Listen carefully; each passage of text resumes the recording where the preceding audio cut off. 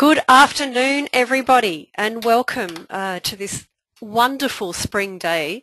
I'm just absolutely thrilled to be back in Sydney to this magnificent weather. It's just been lovely to see. So bring on spring, as they say, and a new start for everybody. New start for business, new start for personal, new start for the trees, for the flowers, and everything else that we have around us. So this is a perfect topic to kick off spring with. And I'm very excited to be welcoming Laurence Harrould today. Now, I first met Laurence some time ago, and I had a reading done from him. Now, I'm not a big user of readings and tarot cards and all the future-telling things, because I believe that we can create our own destiny and everything like that. But I am now a convert because Laurence's reading of me based on my birthday and my time of birth was just probably the most profound insight into me that I've ever had, and it was just amazing. The accuracy was scary. It was mind-blowing, and it really gave me a chance to take a step back and look at where I've come from, where I'm going, what I'm here to do, and all that sort of thing. And it was just so fantastic that I had a follow-up reading with him only recently. And, you know, it's amazing what you're capable of when you actually step back and have a look. And it was just the most amazing experience. And I can highly recommend it. I can absolutely highly recommend it. It was insightful, it was intuitive, it was honest, real, and, you know, shows you a way forward. I think we're in a complete environment of overwhelm these days, and we do so much that we have no time for our brains to settle and no time for our psyche to become what it needs to be. So this was a great way for me to just, you know, make a strategic plan for my own life, let alone my business. But anyway, I'm not going to prattle on anymore. I'm going to introduce the man himself. Over to you, Laurence. We're really looking forward to this webinar today. So thank you for your time, and over to you. Thank you, Kim. We've got to have a conversation about you being my marketing person. Fantastic. Thank you. So what I wanted to talk to you people about today, and welcome and thank you very much for coming along. I'm very thrilled to have the opportunity to talk to you, is 7 steps to aligning with your soul purpose. Now, when I talk about soul purpose, I'm not talking about what sort of job you should be doing or what your career is and things like that. It's much deeper. So let's get started. So these are the 7 steps. I'm not going to read them out to you, but basically this outlines the process that we're going to go through. We'll spend a fair bit of time in the first few, and then the later ones kind of fall out of that anyway. So as I said, your soul purpose is not about what you're doing, but it's who you're being. And at your core level, what you are here to achieve. Now, the analogy I use is an acorn. So if we imagine that your soul is like an acorn, it came here to achieve something particular. And keep in mind that you are a soul that has manifested a body. You're not a body that has a soul in the same way as, you know, your body has an arm or a leg or something like that. It's actually the other way around. So your soul seed, in our example, is an acorn. From that, you can create a great big oak tree, or you could create a bonsai, but it's still an oak tree. The thing that you can't do from an acorn is to grow carrots. And what happens is that many people through their lives, because of the upbringing that they've had, things that friends have said, experiences they've had, or whatever, start off with the soul seed of an acorn and try to produce carrots. It's a bit like dropping an acorn into the carrot patch, and the acorn thinks, well, this is what everybody else is doing, so that's what I should do too.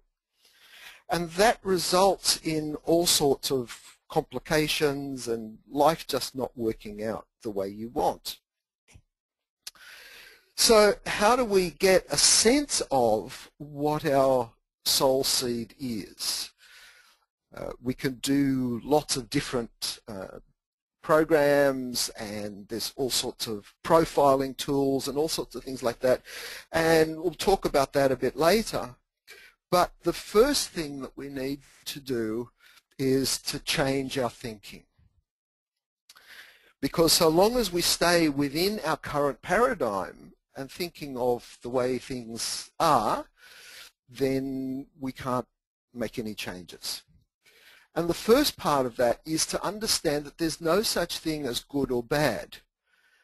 And so the reason I've got that diagram there is that that's probably already putting up a few red flags for people and going, oh yes, what about if? And all that type of thing. But as I said, we'll step through in a moment and have a look at an explanation of how that all works. And the other thing is to be grateful for the tough times. And as we go through this process, you'll see what that's about. Because they actually are the things that teach us who we really are. You know, it's not through the good times that we learn about how strong we are and how independent we are and how capable we are and all those sorts of things. It's when we have the challenges and the difficulties is where those things come to the fore, and we get a really true understanding of what our capabilities are. So this diagram represents your life.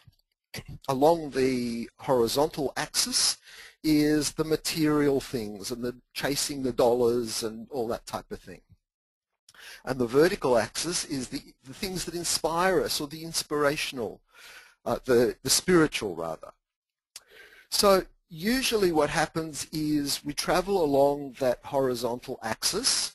We go to school, university, college, whatever it is, with the objective of I'll come out with qualifications, I'll have all the skills, and I'll be able to get this fantastic job, and then I'll have a great income, and I'll buy the house and the cars and the boats and have the trips and all the really good things that we think of as life.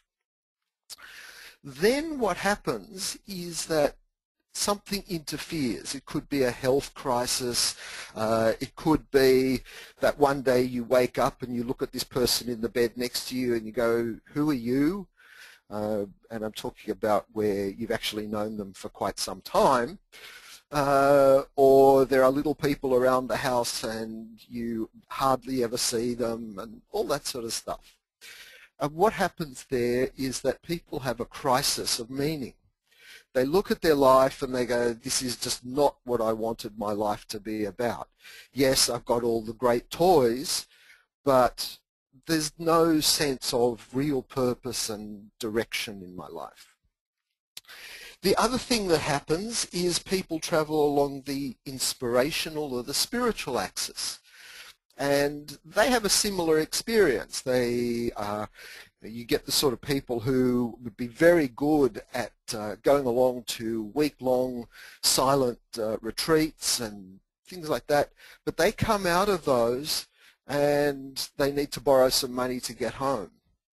And they have what's called a crisis of duality, because they expect that the universe will provide for them, but somehow it just doesn't work out. And so they shift their focus of, I've got to spend less time on these spiritual activities of mine, and I've got to go out, get a job, and all that type of thing. And so we see that on both of those extremes, what happens is the people start to focus into the other direction. Ideally, we should be in a central axis, and that's what I've put there as our purpose. When we come to earth, our soul comes to earth and says, this is what I'm here to do. We are not rocks, we're not purely material beings, and we're not angels. We're not purely spiritual. We're a combination of both. And in many ways, that's what makes us unique. And the thing is, as we move further and further away from that central purpose line, we experience pain. And it's just a question of how much pain I can tolerate before I have one of these crises. And it could be, as I said, a crisis of meaning. It could be that you've lost your job, or there's been a health crisis or something like that, but there has been a build-up there. There's been a frustration around this job.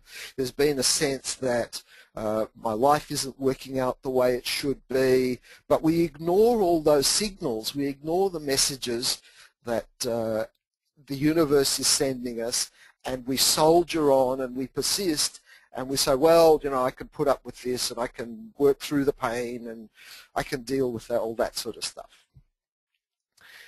And that's what I was talking about earlier, that about being comfortable with, or not so much comfortable, but at least understanding that the challenging times are here for a reason. It's not just that the universe is picking on us, but what's happening there is that the further away from our purpose line we are, the more pain we're in. And so what happens is the universe puts us in situations that will force us to reevaluate and change our direction. And ideally, that's what our life should look like. Now, we can't be on that purpose line all the time. It just doesn't work like that. But if we understand what our purpose is, then we can be traveling close to that line. And we've got a system where we can understand what's going on and why we have traumas and things like that. And also we've got a framework that we can look at things that are going on in our lives and decisions that we have to make, and be able to say, okay, this fits with what I'm doing and where I need to be going. Now, an analogy with this is when they send rocket ships to places like the Moon and Mars and out to Jupiter and all that sort of thing. Those vehicles are on course for only 3% of the time, and yet they can manage to get them to land on planets millions of kilometers away, as I said, from only being on course 3% of the time. And if we translate that to our lives, then 3% of the time is 1 day per month. So if you know what your life is all about and what you're here for, and as Kim said right at the beginning, to be able to get some real focus and some decision-making ability and some real clarity, then all you need is 1 day a month that is actually right on, and you're having a perfect life. So of course the big question then is, okay, I get that, but how do I get an understanding of what my particular purpose is? And that's where I use astrology. One of the things I find with a lot of the tools that are around, profiling tools, there's DISC, Hogan's, all those sorts of things, that they're based on you answering a series of questions. Now what happens there is that if you answer questions, you're coming from your current paradigm. You're not seeing things that are outside of the way you experience the world. And so if we come back to our original analogy of the acorn, if you see yourself as a carrot, then when you're answering questions with these profiling tools, then you're going to answer them from the perspective of how you think a carrot would respond, which is not necessarily how you should really be. And so you need something that is outside of our personal frame of reference. And so I find that astrology is a very, very powerful tool. It uses just the time, date, and place of your birth. And what was interesting, when I did the chart for Kim originally, I hadn't met Kim. We were finding it so difficult to find time to actually get together that I did a recording for her and sent it off to her. And I had no idea whether it was right or anything like that, because I had no feedback from her or anything at all. And the first time I met Kim, she was just telling me how amazing it was and using the sort of language that she used in her wonderful introduction. And so I find that using these tools like astrology, things like palmistry, numerology, I personally don't get how numerology works, but it has some sort of way of working. But for me, the best tool is astrology, because as I said, it works on the time, date and place of your birth, and so it's very specific for you. And using that information, what you get is a chart that looks like this. And as you can see, you've got a whole lot of things going on there, and it's like taking an alphabet and having, in the English language, we've got 26 letters, and we combine them into all the different words of the English language. Astrologically, you've got a specific number of planets and other heavenly bodies that we use, and we combine those into a specific language, and this is the diagram that you get. And it's very specific to you, because the chances of somebody being born at exactly the same time, same place, and same date within a matter of minutes is pretty unlikely. And that's where you find where twins are born, for instance. They might be 5 or 10 minutes apart, but that 5 or 10 minutes is enough to make a difference in their personality. Now, in terms of getting clear about your purpose, what I look at is the midheaven, which is that MC at the top of the chart. And each degree of the zodiac, and there's 360 of them because that's how many degrees we have in a normal wheel, has a specific symbol associated with it, and they're called the Sabian symbols. And what I do is find the Sabian symbol that is on the midheaven and use that as an indicator of what your life purpose is. And so here are some examples. Now, what you'll find is, as you read through that list, chances are they won't really resonate very much for you. You look at them and go, well, yeah, I can kind of get the picture, but it does nothing for me. The thing is, when you get the symbol that is right for you, a whole lot of things just fall into place.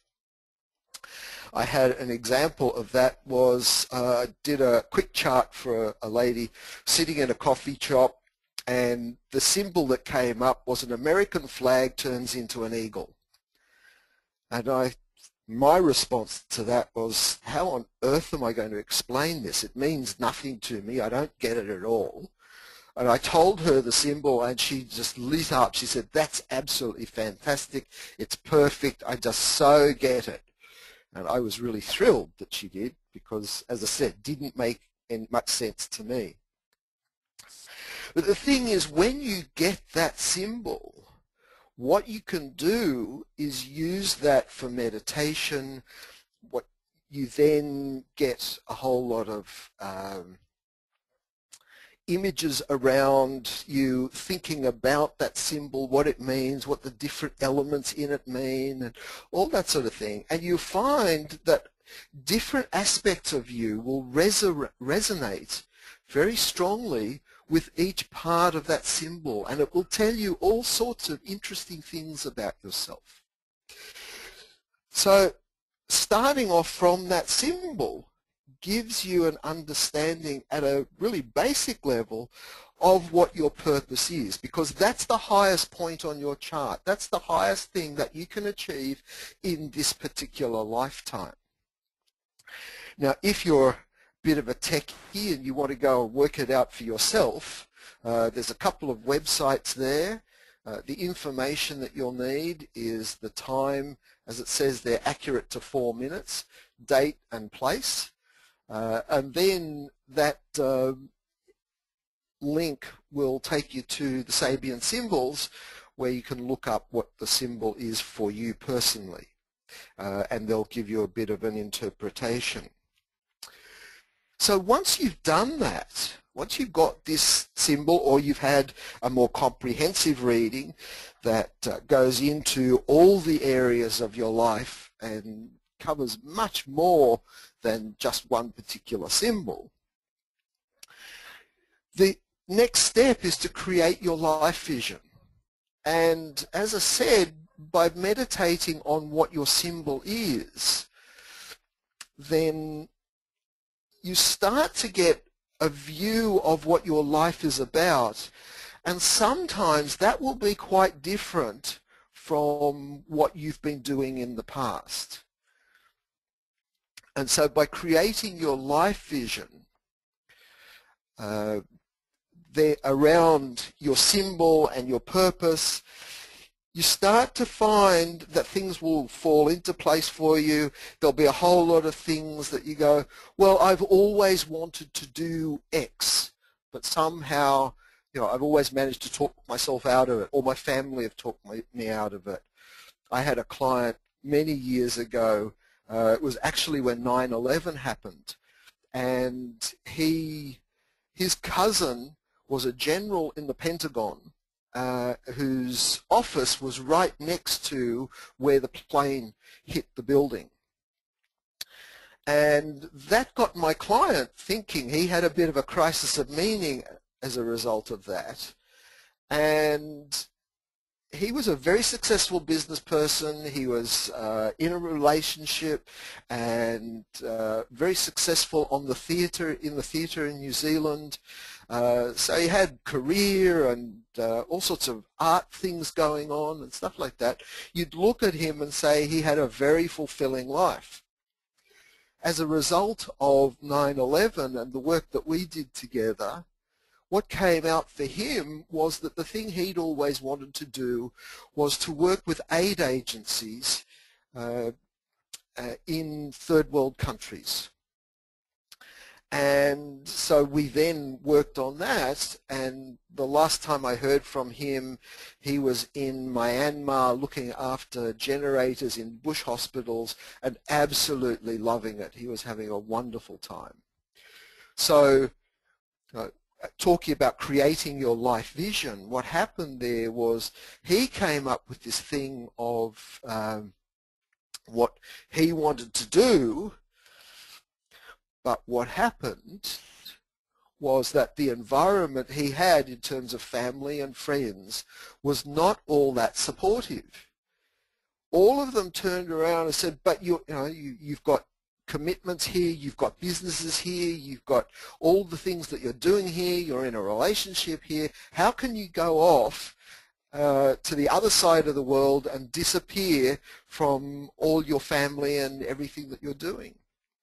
So once you've decided on what it is that you really want to be doing, you've got to create a supportive environment. You've got to get people around you who are going to encourage you, who are going to support you. It's impossible to achieve this on your own. Now, Network Central, in my experience, is one of the most amazing organizations in terms of supporting people in business, both on a personal level and from the business side of things. So the fact that you're associated with Network Central is already saying that you're in a supportive environment. But look at your family and your friends and how are they treating you? I have a friend at the moment who's going through a divorce, and she'd been married for 40 years. And she's married to a very prominent, well-known member of society. And she's an amazing lady, incredibly bright, intelligent, incredibly capable. And yet for 40 years, her husband has been telling her what an idiot she is and how useless she is. And she really believes that now. And it was interesting to saying that her solicitor has 3 women in exactly this situation at the moment, where they've been married for a long time to very prominent people who have all been putting them down and not supporting them at all. And it amazes me the number of people I hear about who in their immediate family don't get the sort of support and encouragement that they really need and deserve. So when you're making one of these life decisions, make sure that the conversations that you're having with the people around you are going to support you and keep you moving in that direction rather than knocking you down and telling you you can't do it. And part of that, apart from being involved with Network Central where they have mentoring programs and things like that, there's also things like getting a coach or somebody outside who really is going to encourage you and support you. So once you've got your environment happening, the next thing is work with your heart instead of your head. So many of our decisions are made from a head place. We crunch the numbers and do all sorts of things to make our decisions, and yet our gut is telling us something quite different. And what happens is that we make our decisions based on the numbers and ignore what our intuition is saying or what our gut is saying, and then we find that things go pear-shaped. And yet when we follow our natural instincts, then things work out for us, and we find that we're in the right place at the right time. So the next thing there, the next step, is to focus on what you're good at. I don't know about you, but I can remember being at school and coming home with a really good report that had 4 subjects that were A's and 1 subject that was a B. And the response I got was, okay, well, what are we going to do about this B? Never mind all the stuff that I did really well, but we've got to do something about the B. We've got to focus on the area where you're not good.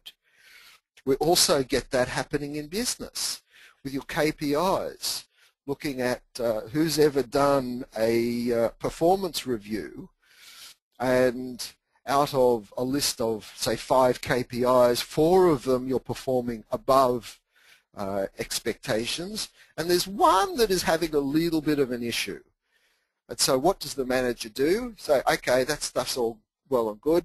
Now this one that you've got a problem with, what are we going to do about that? So what happens there is that we focus on the things that we're not good at.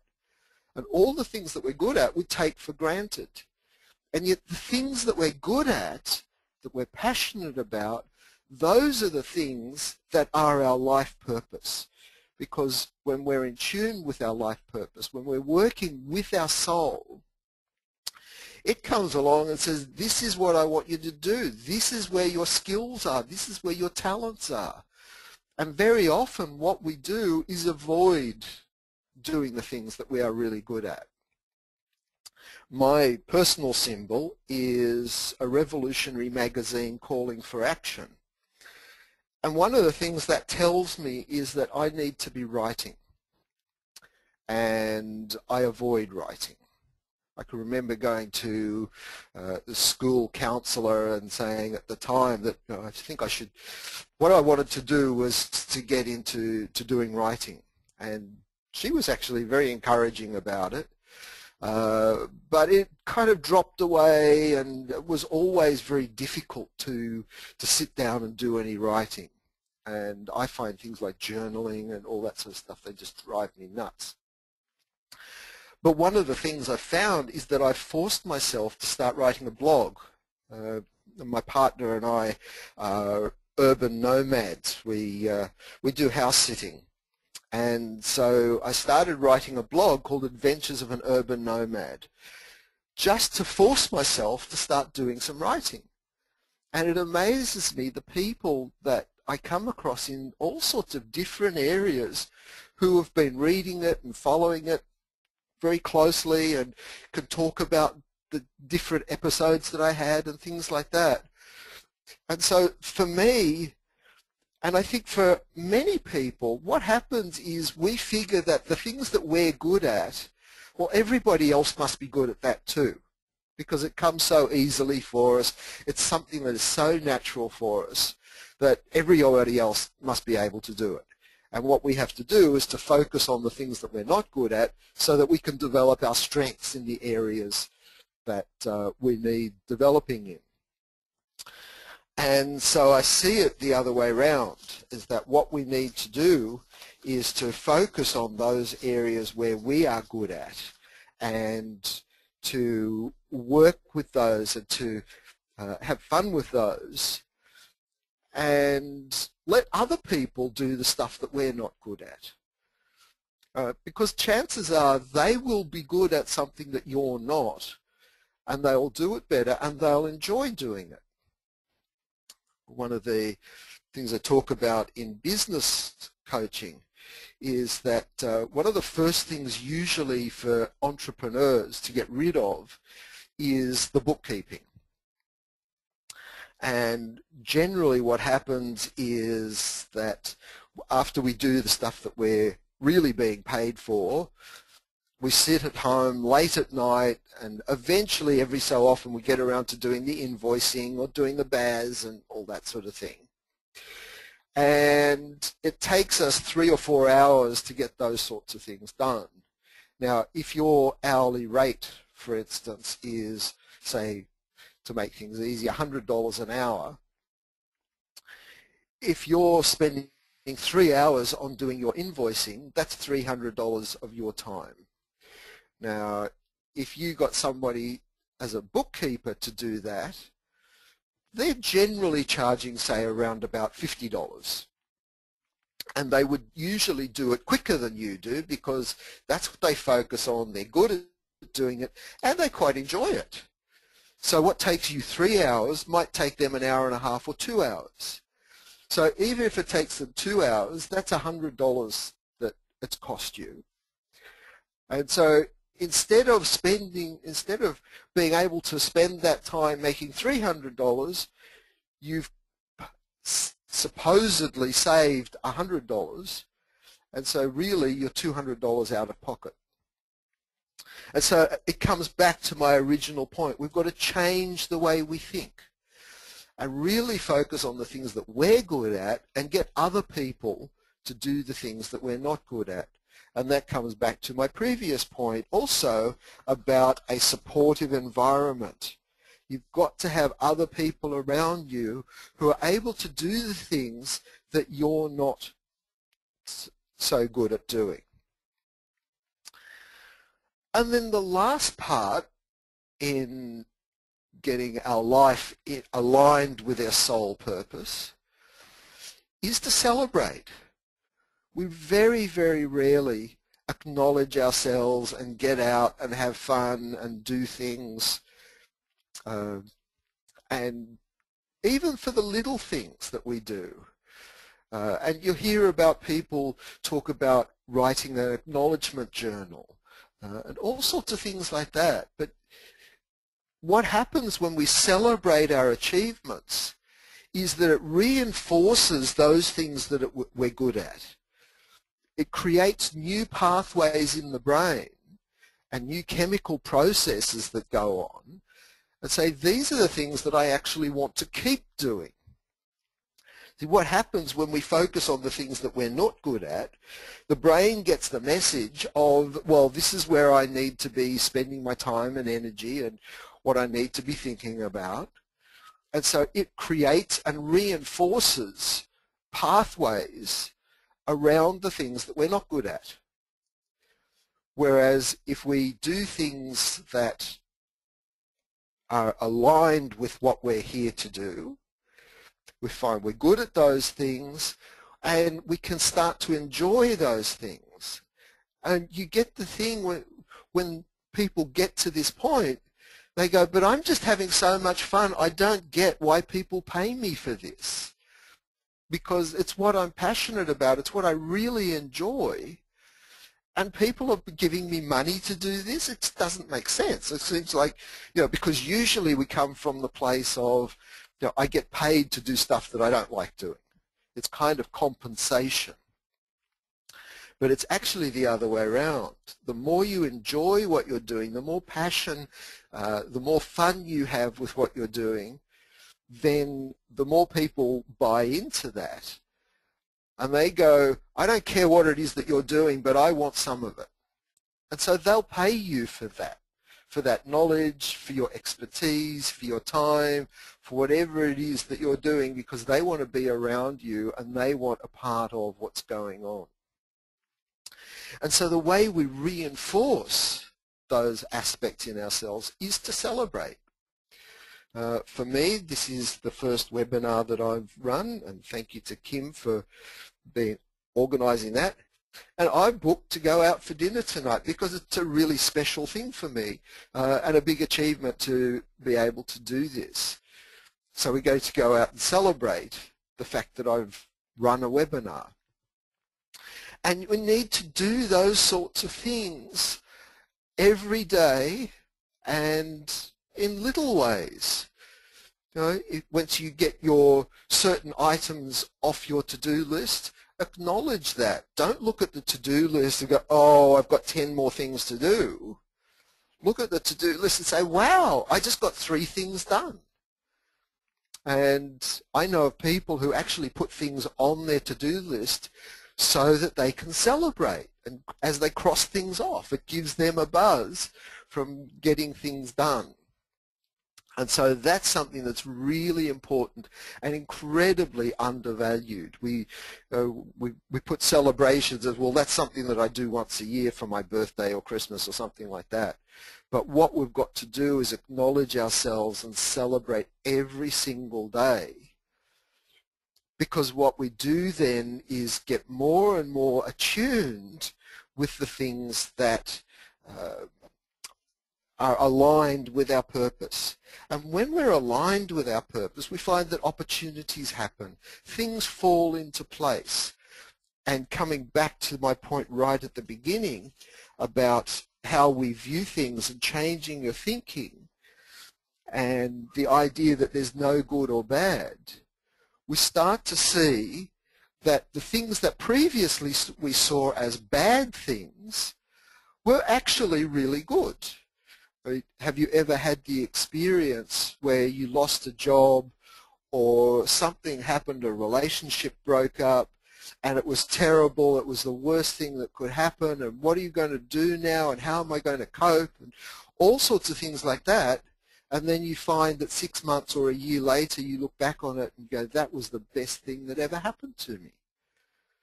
The number of people who have thriving businesses and it's come out of an experience that at the time looked really terrible. So I think I've got a couple of minutes and I'd like to tell you a little story along these lines. Is that a guy goes for a job as a cleaner at Microsoft. And so he's filled out the form and he goes in for the interview, and the interviewer looks at the form and says, oh, I need to have your email address. And he says, well, I don't have an email address. And the interviewer says, well, how can you not have an interview address? How can you not have an email? I can't give you a job at Microsoft if you don't have an email. How are we going to get in touch with you? And so he left. And he only had a little bit of money in his pocket, so he went out and he saw a fruit stall and he bought a couple of pieces of fruit, and then he went off and he sold them to somebody else and made a little bit of a profit. So he went and did that again, did it again and again and again, and eventually he bought himself a fruit cart and went to a fruit shop and turned it into a delicatessen and all this sort of thing. And eventually he became very, very successful, and he owned malls. And he was discussing with his solicitor, they were talking about purchasing some new land to put in a new mall.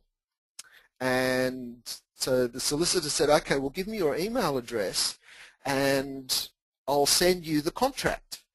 And he said, well, I don't have an email address. The solicitor said, "You don't have an email address. This is amazing. Look at all you've done. Imagine what you could have done if you had an email address." He said, "Yes, I'd be a cleaner at Microsoft." And so when we look at things that go on in our lives, we look at those things that seem like terrible times, seem like the universe is giving us a hard time and all that sort of stuff. There's a message there to say you're getting off track, get realigned, get back to what it was that you're supposed to be doing. So that's basically it from me. I could happily talk for many hours on this, but I won't now. So a couple of things there. That first website, getyoursoulpurpose.com, is an ebook that I've written called 7 Steps Aligning with Your Soul Purpose. So you can go there and get a copy of it. As I understand it, this webinar is made available through Network Central. And also, if you wanted to contact me, I'm be delighted to have a conversation, talk to you about what it would mean for you and all that type of thing. So are there any questions? Hey Laurence, that was fantastic. Thank you so much. Yes, I do have a heap of questions. I've got a lot surrounding time of birth. I've probably got nearly 20 questions from people saying, I don't know the time of my birth, can you work with that? My parents lost my birth certificate. That question in many different formats. So what happens if someone doesn't know their time? There's a couple of things. Firstly, birth certificates don't have the time of birth anyway. So what you can do is get in touch with if you were born in a hospital, get in touch with the hospital because they keep records. And my partner Danita, for instance, got in touch with, found out that the hospital that she was born at had actually shut down, but their records had been moved to another hospital, and so she was able to find out from there. So hospitals are a really good source, and their times are very accurate because when a baby is born, there are certain things that have to happen within 5 minutes. In terms of the child's responses and things like that. So they do get a very accurate time of birth.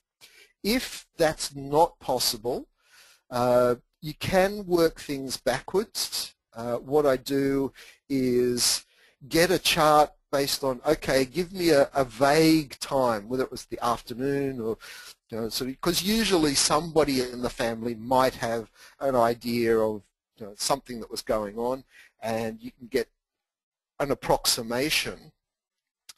And then looking at events in your life, I shift the timing of the chart until the events work out. So there might be a year that stands out, for instance, as a time that you felt really successful and things were really flowing for you, and another year where things may have been a very emotional time, or being a mother or time with your mother was very prominent. And so that will give you key timings through your life, and so you can put that back into the chart. And the other thing then is looking at the chart on the one that we had. You'll see there, for instance, that 1 to 12, the different areas in the chart represent different areas of your life. And so by looking at you and what's going on in your life and how you are, we can refine it that way. So there is a process where we can work it out backwards. But ideally, the best is to have something specific that says this is when you were born. All right, I have another question. Should your purpose feel challenging or easy? Do we stretch ourselves or stay in our comfort zone? That depends on whether your acorn is, whether you're growing an oak tree at the moment or whether you're trying to produce carrots. But also, it should stretch you a bit. but it's the type of thing where there is this thing that I want to put myself out there, I want to stretch myself, so there should be a bit of challenge, but not so much that this is, this is a place I just don't want to go.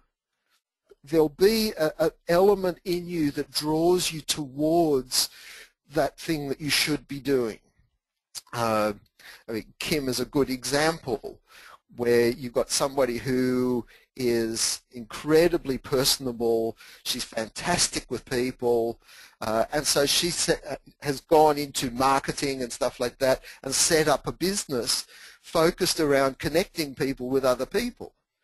Now, you talk to Kim, and I can guarantee you there are challenges around Network Central and building the businesses that she has and stuff like that. But at the same time, there's an incredible sense of reward and achievement.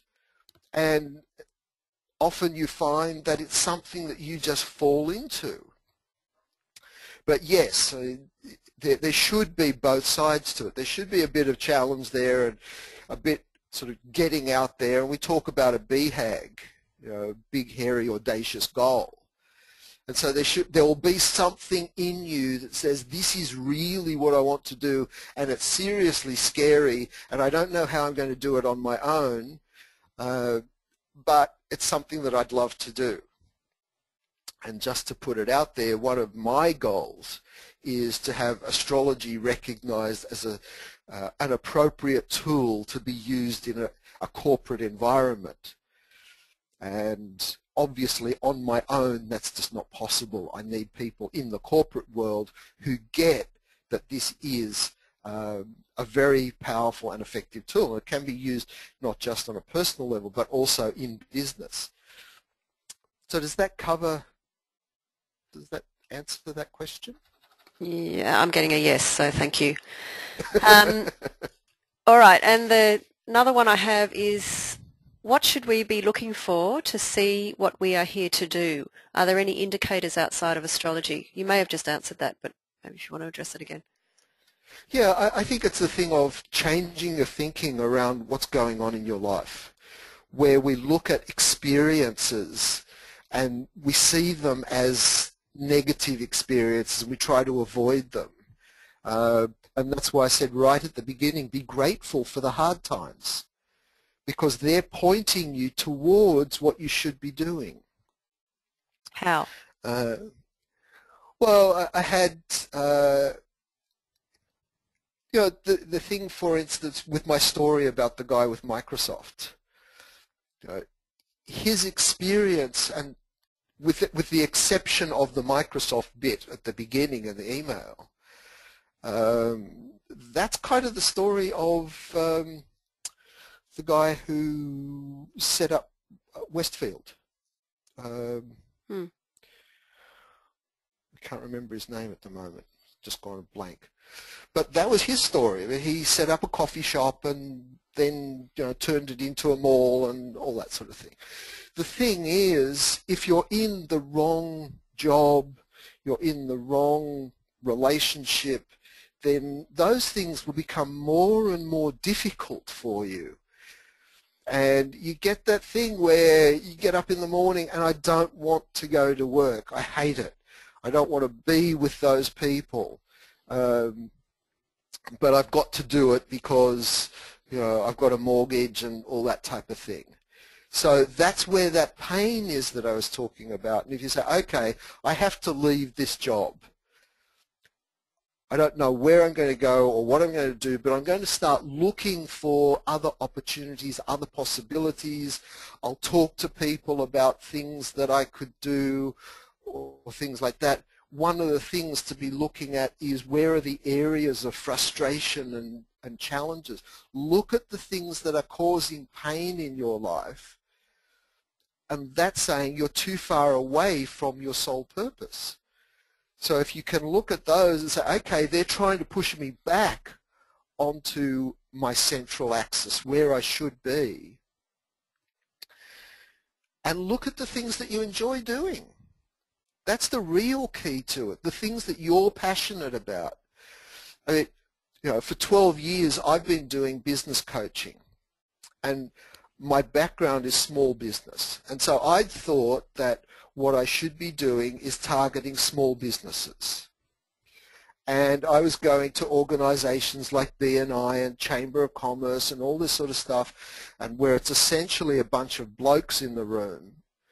And I couldn't talk to anybody about astrology. I've been doing astrology readings now for nearly 40 years, and that was a clear passion of mine.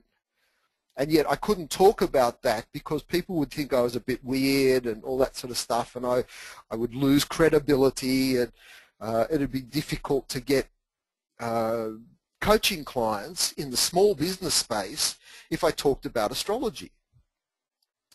And I finally got to a point when I turned 60 and thought, this is crazy. The one thing that I'm really passionate about and that I enjoy talking to other people about and writing about and all that sort of stuff is astrology and things related to that. So if I start talking about that and just see what happens, and that's what I did, and got an amazing reaction from people, and all of a sudden there's people who are interested in stuff that I'm interested in. So by getting away from the areas of pain, if there is pain, then it's telling you to get away from that place. Don't try and overcome it. Don't try and soldier through, but move away from the pain area and start looking for, well, what do I actually enjoy doing? What are the things I'm passionate about? Where is it that I find pleasure and stuff like that in my life? Okay. Does that cover it? Yep. Another question. What if you have many things that you could be doing or enjoy? How do you decide which one is the right one? Well, the thing there is that you're going to find that there's a common theme. You get entrepreneurs, for instance, who are serial business creators, and they don't care so much about what the nature of the business is, or what the business is, what the product is. What they're interested in is in the underlying business principles and stuff like that. So what you look for is what's the common theme here. Like I talked about you, Kim, being such an incredible people person. And so marketing is one area. Setting up networks is another area. They look like they're different elements, but there's a common theme there of how do we get the message across to a group of people. And that's what I'd start looking for. What's the common element in all the different things? And it could be that different things is really important. My partner, Danita, the purpose symbol for her is many small birds on the branch of a tree. And what we found with her was that by focusing on one particular thing and sort of being locked into one area and one business, that was driving her crazy, and it was really frustrating, but she was trying to persist and do the right thing and all that sort of stuff. Once we started to get her involved in a number of different businesses, and now she has a bookkeeping business and she runs She Business in the Hills area, and she's part of the She Business head office, and she's part of the Aviel business, helping me do things. So by having a diversity of things has actually given her a lot more satisfaction than trying to focus just on one thing. So it could be that you actually have a need for doing multiple things, and you've got to relax with the idea of, and again, get away from that old thinking of focus on one area. Your skill might be that you can do lots of different things and be very, very talented in many, many areas. And so you're able to do all those things. The example I gave of the coaching client who ended up in Myanmar, he had multiple businesses, he was doing multiple things on the stage, he was acting, he was directing, and had all of these sorts of things going on. He was also doing art stuff, and so there was lots of different areas of his life that he was very passionate about and very involved with. And he was very talented in all those areas. But the thing that he was really wanting to do was something completely different. So again, it comes back to my original premise of it's about who you're being, not what you're doing. You know, if being for you is being involved with multiple areas and you're one of these people who is really knowledgeable across lots of areas, then do that and allow yourself to do that and don't try and narrow yourself down. Well said. Another question, can you do charts with children to find their soul purpose, and how effective might that be? Absolutely, yeah. Doing a chart for a child, particularly if you're a parent, is very, very powerful. You know, a parent will look at a child, and I used the example earlier of twins. And a parent might look at their two children and think they are so totally different, and they're pulling their hair out trying to work out how to bring up these people properly. If you know what their soul seed is, and you understand that one in their core nature is quiet and considerate and a thinking person, and the other one is vibrant and dynamic and enthusiastic, then you can relax with them. You don't have to start worrying that this child behaves differently to the other one and we're bringing them up the same and all that sort of thing. So if you know what your child's soul purpose is, or at least have some sense of what that tree, that acorn is, then that's absolutely wonderful, because you can then create the right environment and be talking to them about how to be an oak tree rather than talking to them about how to grow carrots. Good point. All right. I have one final question. This is just personally. When we spoke, you said that I had a role to lead people and connect people and all that sort of stuff, but there was also a lesson in this life of looking after myself and saying what I think and all that sort of thing. What about for everyone on this call, when you find your soul purpose, and this fits in with the question that was asked before, I just have to find it, should your purpose feel challenging or easy? There are lessons to learn in this lifetime. How do we find out what they are? Do you know what I mean? Like even though the soul purpose may feel effortless and simple, where are we supposed to be stretching ourselves to learn the lesson that we need to learn in this lifetime? Right. There's another aspect, a couple of elements in the birth chart.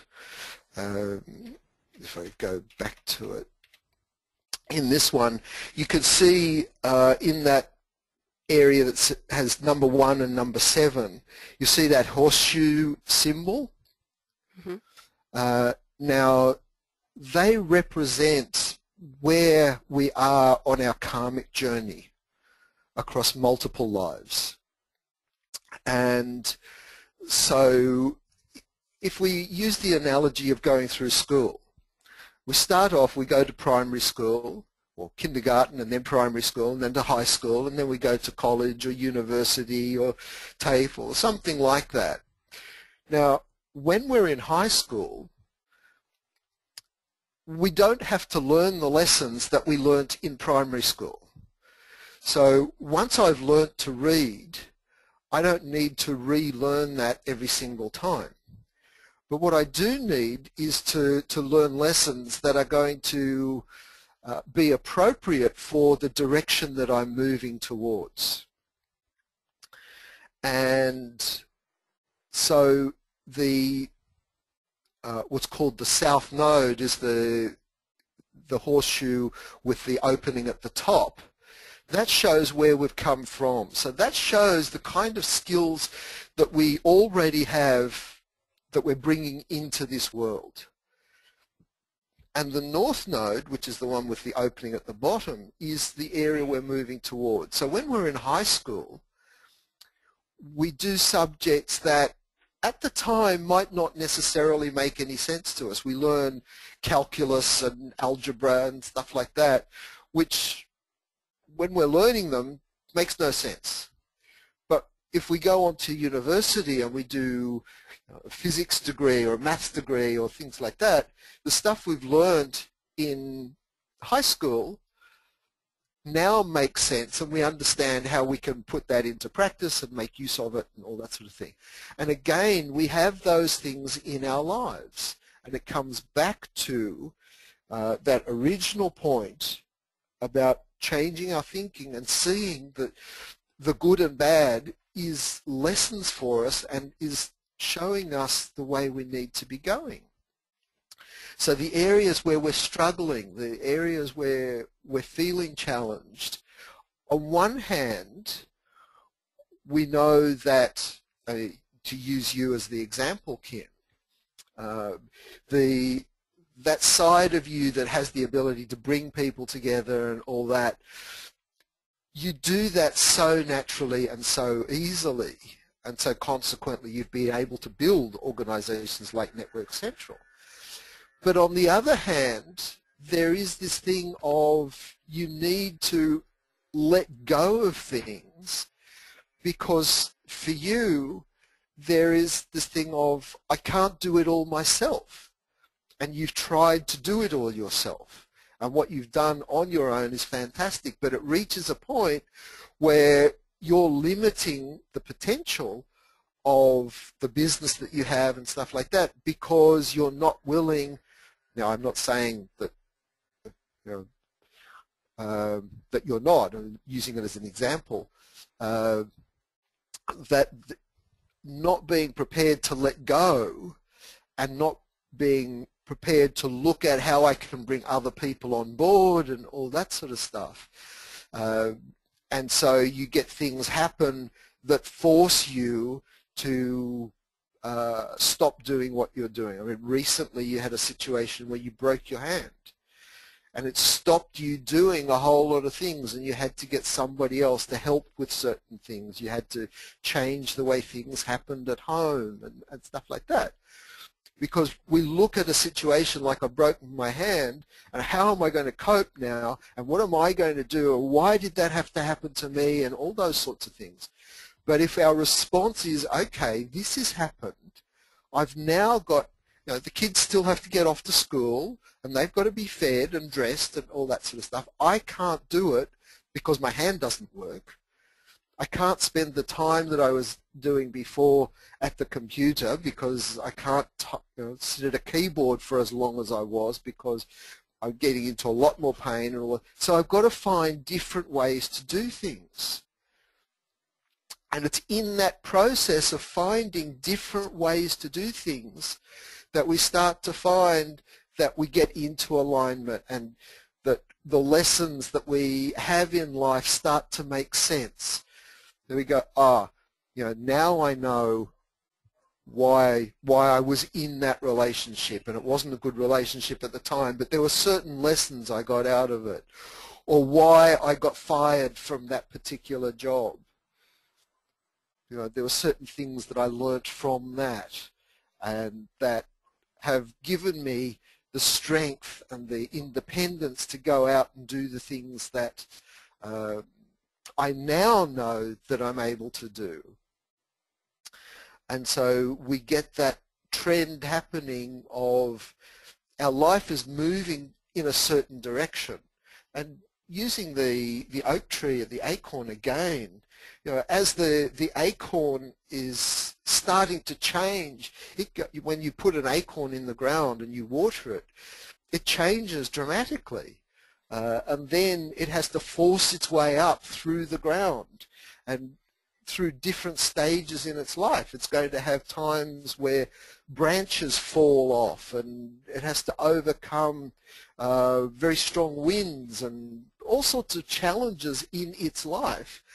And by overcoming those challenges, by sending out branches in a different direction from the one that just got knocked off and all that sort of thing, it becomes the kind of tree that it is. And we're the same. Through responding to the difficulties in our lives. And so what I'm suggesting is that we look at the times that we've seen as being the awful times, and actually develop gratitude for those, because those are the ones that have put us on the right track. And to look at situations, and yeah, we'll feel, right at the moment I feel horrible and I'm not enjoying this and stuff like that, but I know deep down that there's a purpose for this. And once I've got out of this, once I've sort of managed to survive this process, I'll be able to look back on it and get some perspective on it. And there's something really important in here for me, but I just can't see that right at the moment. And by shifting our way of thinking in that way is what gets us back on track with who we really are and helps us learn the lessons that we need to learn in this lifetime. And also, getting that support. If you're going through a difficult time, have people around you who are going to support you and are going to help you get a different perspective on what it is that you should be doing. Fantastic. All right, Laurence, we'll leave it there. We've just gone past 2 o'clock, so thank you very much for your time today and your insights. I do encourage people to get in touch with you and book a reading, because it's just so enlightening, really has changed the way I think about a lot of things. So I do encourage you to do that. If you have any further questions, please feel free to email me directly, and I'll put you in touch with Laurence, or you can, I think, have you got your, yes, you have got your email address there, lawrence@avl.com.au, or you can email me at kim@networkcentral.com.au. We look forward to seeing you on the next webinar and at our events. If you're a gold member, you can listen to the recording. It'll be up tonight in the members area, so please feel free to go and have a review of that if you'd like to go through this stuff again. And for the gold members listening to this, thank you for your time listening to the recordings, and we look forward to bringing you many more webinars in the future. So thank you for today. Enjoy your afternoon, enjoy this magnificent weather, and I look forward to speaking to you all again very soon. Thank you.